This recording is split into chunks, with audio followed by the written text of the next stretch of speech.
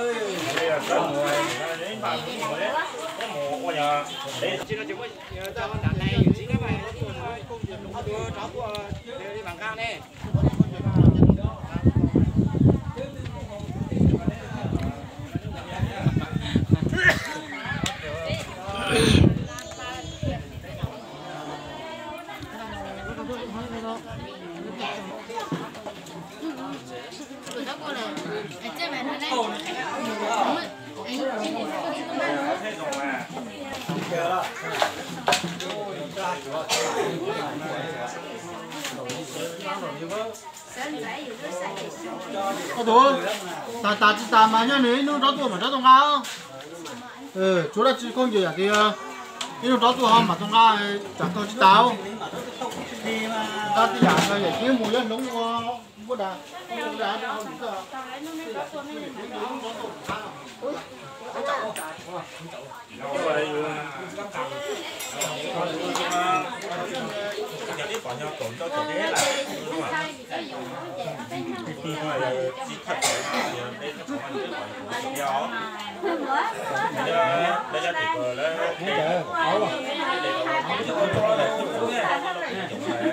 Lên đây, đó nó mở về con là trắng nước này, đi tránh đây mà, sao tránh có nó mở con trắng nước này.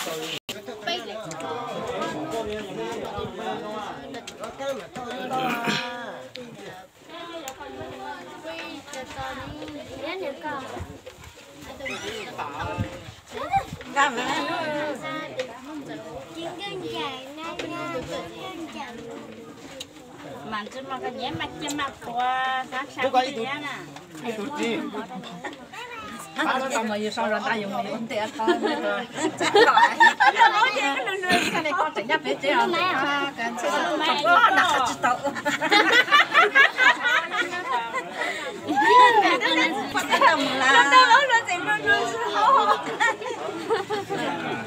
Nó chỉ cái cháu xe là tiêu em ba chỉ mình thì đó là để chỉnh nó thì là Mẹ nó sợ em quan đại quá rồi. Quá tôi tâm là mình cũng tâm là quan đại quan khác cái chuyện mình ăn sao sáng mong mò. Cái gì nó to Anh sẽ lấy cho chiều phải mà. Có chữ to. Lấy cái lời ta lấy cái to này. Lấy chữ bò nha. Ý là mấy nhà nó thò cái số này. thế là cái số tiền mua họ chơi này giờ đi mà chơi đó là món tao là món là mấy mà đây nó rằng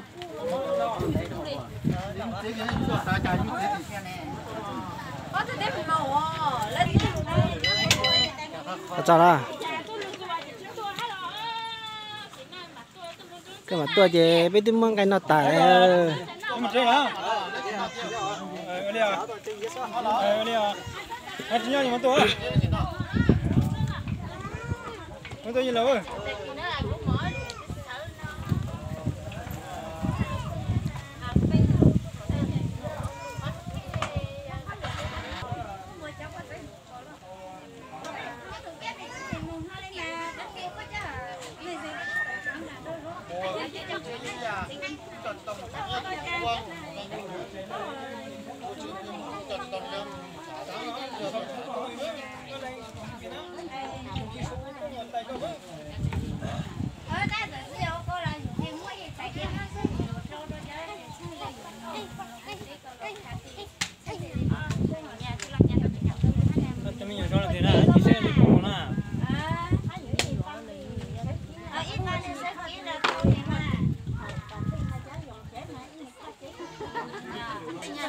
tao thì mà xin mà không biết mùa biết mùa nào biết rồi rồi gọi lên cho nó chạy biết được chạy từ mùa em bây giờ là tay có những chút thì em sẽ có này thì hai đứa không biết gì là mình suy nghĩ trong nó có tụi nào có tụi trái ở bên đi một đôi với nhau bên trong hai đứa mới chạy vô đó thôi nhiều quá tôi nhớ việc tôi thì sẽ xử lý hết nè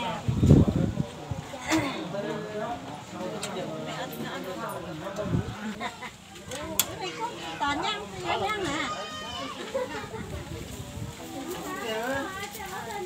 nhưng mà nhiều là tụi mình không chỉ ăn nhang mình chỉ mà cái bên nông tề rồi bác ăn tôi sẽ ăn nã đó mà ăn mồi mình ăn nông được cái nó rồi mấy cái rắc nó rồi mình ăn đó đi cái mùi thế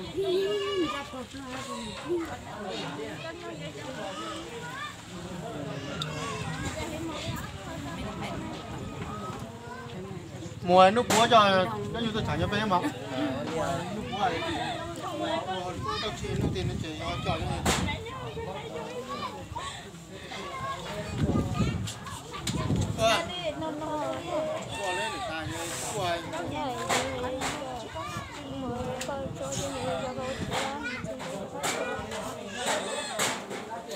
con giúp tốt là lại nhơi thôi giá đi lần lần cần những mình có mấy ăn có nhiều như vậy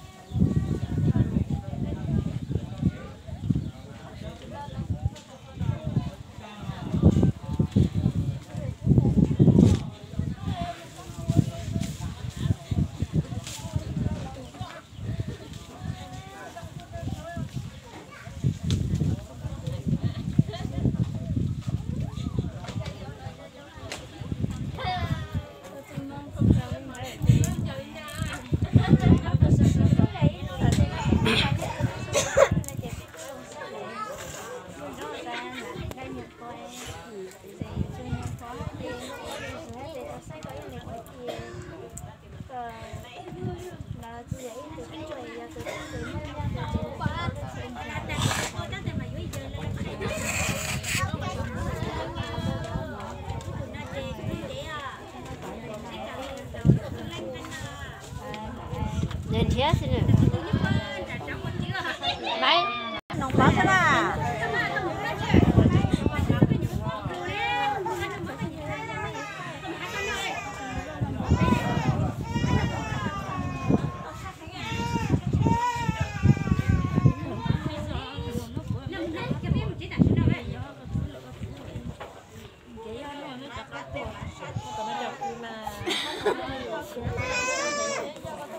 tổ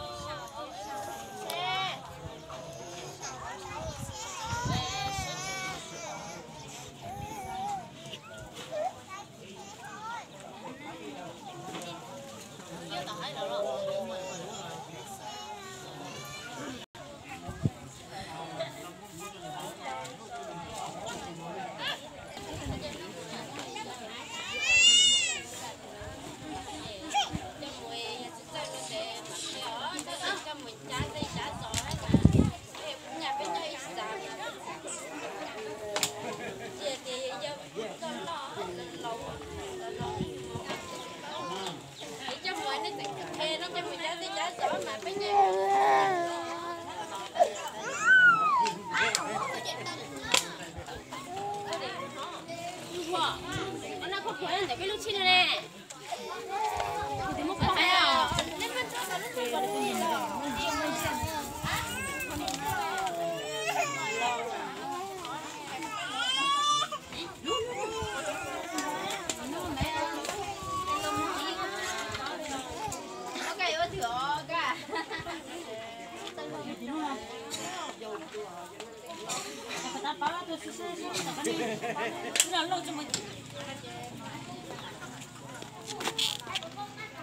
Thấy em không có cái này hả?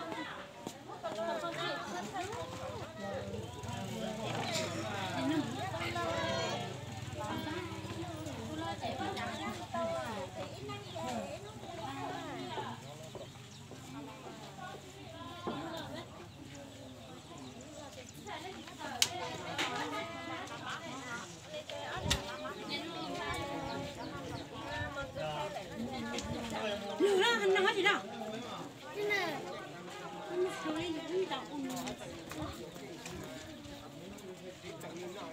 Đừng chụp à?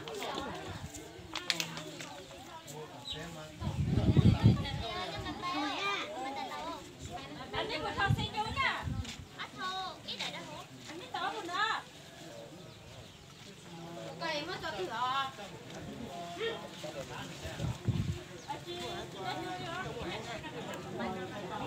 Tao nói thằng bảo sẽ là nhất đấy.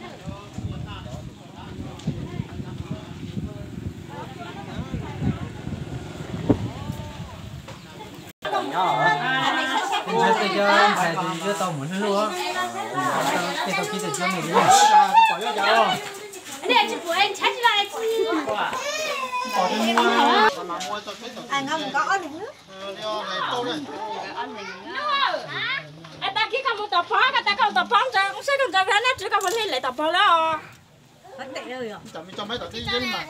Ê, cái này người ta kiếm mấy một tao có bỏ cả một là chết thằng có tụi yếu chẳng có đi nè. Anh tụi yếu có đi chết thì để nó đập quá. Mua thế tao mà sao mà có tao. Nó là nó muốn sao nó gì nó tung xí nó. To hơn là cả. Đó chắc nó thì lì. Nè, mà mấy cái con nhá. Không biết tua mà.